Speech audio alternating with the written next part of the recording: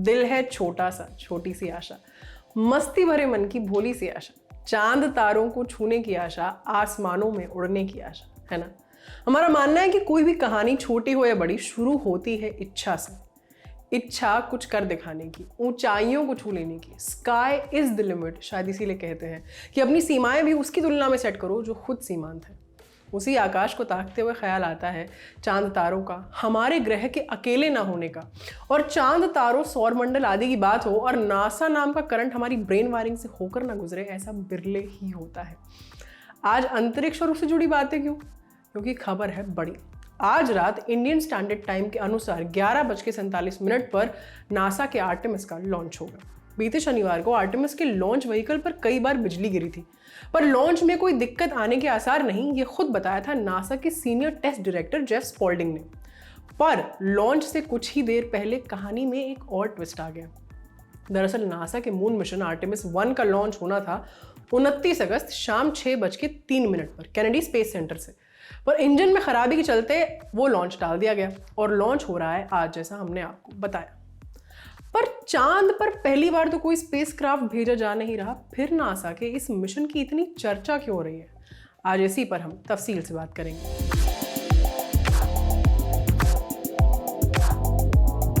NASA की website के मुताबिक आर्टेमिस नासा का एक human and robotic moon exploration program है।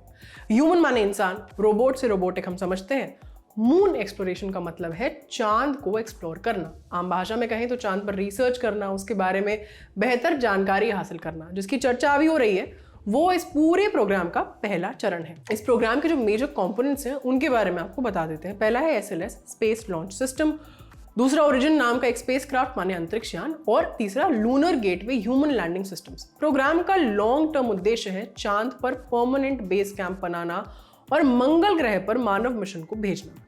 SLS ही स्पेसक्राफ्ट को लॉन्च कर उसको उसकी सही जगह पर पहुंचाएगा। गेटवे जो है वो नासा के सस्टेनेबल लूनर ऑपरेशंस का एक अहम हिस्सा है। चांद से जुड़े जो ऑपरेशंस होते हैं उनको लूनर ऑपरेशंस कहते हैं। साथ ही ये चांद की परिक्रमा करने वाले एक मल्टीपर्पस आउटपोस्ट के तौर पर भी काम करेगा। आर्टेमिस मंगल ग्रह पर इंसानों को भेजने के लिए एक शुरुआती प्रयास की तरह काम करेगा। कैसे बताते हैं? नासा का उद्देश्य देखिए कि आर्टेमिस की सफलता के जरिए मंगल ग्रह पर ज्यादा महत्वाकांक्षी अंतरिक्ष यात्राओं के लिए रास्ते खोल दिए जाए। नासा के अधिकारियों के मुताबिक यह उद्देश्य अगले दशक के आखिर तक अचीव हो सकता है। इस प्रोग्राम की शुरुआत हुई थी साल 2017 में, माने आर्टेमिस की अगर हम बात करें तो। अगर ये मिशन सफल होता है तो 1972 के बाद पहली बार इंसान फिर से चांद पर होगा। इससे पहले ये कारनामा साल 1972 में अपोलो 17 मिशन ने किया था, 50 साल पहले।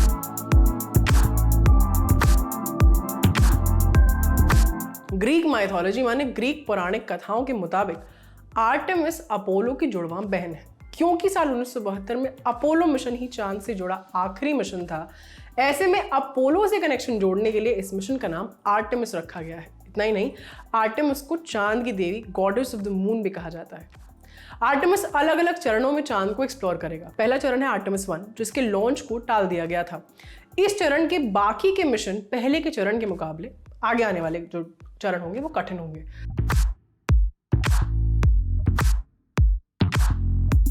आर्टेमिस 1 नासा के डीप स्पेस एक्सप्लोरेशन सिस्टम का पहला उड़ान परीक्षण है। इसका नाम पहले एक्सप्लोरेशन मिशन 1 था। ये एक स्पेस स्टेशन पर डॉक किए बगैर अंतरिक्ष में लंबे समय के लिए रहेगा, जो अंतरिक्ष यात्रियों के लिए इतने लंबे टाइम ड्यूरेशन के लिए अब तक किसी स्पेसक्राफ्ट द्वारा नहीं किया गया है। स्पेस लॉन्च सिस्टम माने SLS रॉकेट दुनिया का सबसे शक्तिशाली रॉकेट है और मिशन के दौरान 4 से 6 सप्ताह तक पृथ्वी से 2,80,000 मील की दूरी तय करेगा। आर्टेमिस 1 एक मानव रहित अंतरिक्ष मिशन है, अनमैन्ड। मिशन का मुख्य उद्देश्य है क्रू मॉड्यूल की सुरक्षित एंट्री, स्पेस क्राफ्ट का सही से उतरना, स्प्लैश डाउन और रिकवरी। स्प्लैश डाउन और रिकवरी बताते हैं। स्प्लैश डाउन का मतलब होता है समुद्र में अंतरिक्ष यान की सेफ लैंडिंग। मिशन खत्म होगा जब ओरियन पृथ्वी पर सुरक्षित वापस लौट आएगा।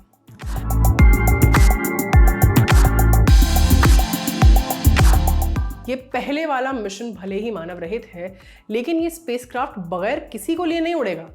द गार्जियन की रिपोर्ट के मुताबिक स्पेसक्राफ्ट के अंदर 3 डमीज होंगे, कमांडर मूनिगन कंपोस और उनकी 2 सहायक हेल्गा और जौहर। कंपोस का नाम रखा गया है आर्थर कंपोस पर। ये वो इंजीनियर थे जिन्होंने अपोलो 13 को क्षतिग्रस्त होने से बचाया था। हेल्गा और जौहर जो 2 फीमेल डमीज हैं वो ह्यूमन टिश्यूज से बनी हैं। क्यों? ताकि स्पेस में होने वाले रेडिएशंस के भी टेस्ट किए जा सके। यही कॉस्मिक रेडिएशंस अंतरिक्ष यात्रा का सबसे बड़ा जोखिम होती है। स्पेसक्राफ्ट के साथ 10 सैटेलाइट्स भी भेजे जाएंगे। अगर आर्टेमिस 1 में सब सही से हो जाता है तो दूसरा मिशन होगा आर्टेमिस 2, जो मानव रहित नहीं होगा और उसमें अंतरिक्ष यात्री चांद की परिक्रमा कर 2024 में वापस पृथ्वी पर लौट आएंगे। उसके बाद 2025 से 26 में शुरू होगा इसका तीसरा चरण आर्टेमिस 3। इस फेज में एस्ट्रोनॉट्स को चांद के साउथ पोल पर उतारा जाएगा और ये होगा स्पेस एक्स, जी हाँ स्पेस एक्स के स्टारशिप की मदद से। फिर पूरे आर्टेमिस प्रोग्राम के सभी अनुभवों से सीख लेकर एस्ट्रोनॉट्स का पहला गुट मंगल ग्रह पर भेजा जाएगा। यही नहीं, नासा का प्लान है कि इस प्रोग्राम से अच्छी खासी सीख लेकर भविष्य में सोलर सिस्टम के बाकी ग्रहों पर भी इंसानों को भेजा जाएगा।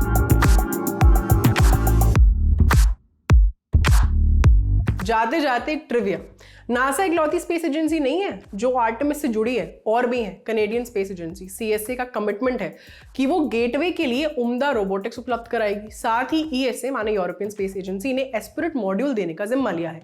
ये मॉड्यूल कम्युनिकेशन की क्षमता की बेहतरी के लिए है। जापान की JAXA, Japan aerospace exploration agency, उसका ये प्लान है कि लॉजिस्टिक्स और हैबिटेशन से जुड़े योगदान करेगी। जैसा हमने आपको पहले बताया, नासा का मानना है कि मानव रहित आर्टेमिस 1 फ्यूचर में स्पेस में पहुंच बढ़ाने में मदद करेगा। इस 6 सप्ताह लंबे मिशन में स्पेसक्राफ्ट लगभग 65,000 किलोमीटर की दूरी तय कर लौट आएगा। मिशन के दौरान SLS रॉकेट और ओरियन अंतरिक्ष यान अपनी क्षमताओं का प्रदर्शन करेंगे। तो ये था आज का आसान भाषा में। आज का एपिसोड आपको कैसा लगा कमेंट बॉक्स में हमें अपनी राय जरूर दें। कोई ऐसी चीज़ जो आपको जटिल लगती है और आप चाहते हैं उस पर आसान भाषा में हो, उसके बारे में भी हमें कमेंट सेक्शन में ज़रूर बताएं। मेरा नाम है आस्था, कैमरा के पीछे है विजय। अपना ख्याल रखिए और बने रहिए दी लल्लन टॉप के साथ। शुक्रिया। लल्लन टॉप का सबसे ठस, ठेठ और ठसकदार बेबी आ गया है लल्लन टॉप का पॉडकास्ट, जिसका नाम है बाजा, और ये बजेगा सिर्फ लल्लन टॉप ऐप पर।